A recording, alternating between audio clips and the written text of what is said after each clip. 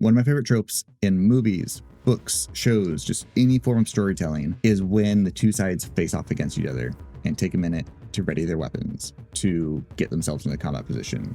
Why don't we get that in D&D? For balance, this makes sense because if you give your party an extra round to get themselves ready, then they're burning through the resources faster, which makes it easier for you as a DM to burn through your party's resources in an adventuring day rather than trying to throw in an extra encounter that requires a new roll of initiative, new stat blocks, and the storytelling woven into that if we were taking a mini boss or the BBEG and adding in that extra round at the beginning just to burn through resources. You're going to let your party get some really cool moments in there where the fighter now has that scroll of blur that they want to throw up before walking into the fight, where your rogue can drink the potion of invisibility, where the wizard feels like, yes, I can cast haste on the monk, and then I can spend the first round of combat actually casting fireball. If you have a spores druid, they can activate symbiotic entity without feeling like their first turn is being wasted because it only lasts for a minute, so you can't really prep it before combat.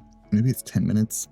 You have some short duration spells that don't feel worth using, but they can now be used. And as a DM, you can now use the bad guys' abilities that didn't feel worth using either. Have the BBEG cast mirror image on themselves, have them throw up mage armor or armor of Agathis, have them cast darkness or fog cloud on themselves. Like, this allows you a first round while your party is setting up themselves. You are setting up the enemies, and now you can go into this big climactic fight where all the abilities are actually being used.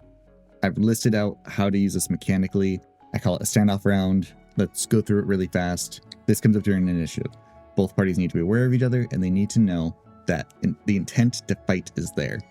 The DM declares a standoff round. During a standoff round, no actions can be taken that target any hostile creatures, or the areas around them, or that move any creatures on the battlefield, with some exceptions. Creatures can activate abilities or spells or features that target themselves or target allies or summon up a creature or get a defense going around them. The exceptions being Hunter's Mark, Hex, Oath of Enmity, something that targets an enemy but does not have an immediate effect and will not trigger on their turn, something that requires you to do something to trigger it. This allows, again, building into that scene, into that fiction of the paladin looking at the enemy lich and saying, I'm coming for you.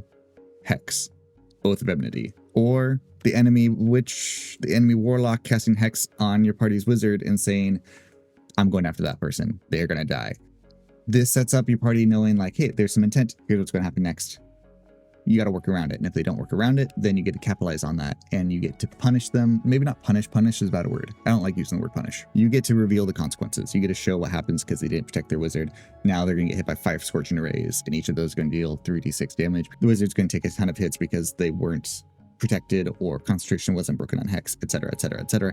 This gives you something that your party can play around. Another exception to this rule is Spirit Guardians or other AoE effects that you target an ally with or target yourself with. They can't be activated if there's an enemy close enough that they would be immediately affected. The DM now chooses abilities within the creature's stat blocks to use that follow these rules. Optionally, the DM could choose to add in a potion or a magic item that the creatures can then use. And if it's a magic item like a flame tongue, that also broadcasts to your party, hey, this dude's got a magic item that you can then take and give to your fighter. An alternative to this rule is making it so every player has to have written down what their standoff round action is. This default action can be switched out anytime that they aren't in combat, and it kind of might speed up the process a little bit and make it so that your party is less likely to be able to cheese fights. This goes without saying, but you should always check in with your DM with what your plans are for this, and tables should always talk about any other exceptions that they need based on their party composition, classes chosen, any homebrew, and any playstyle that is incorporated at that table.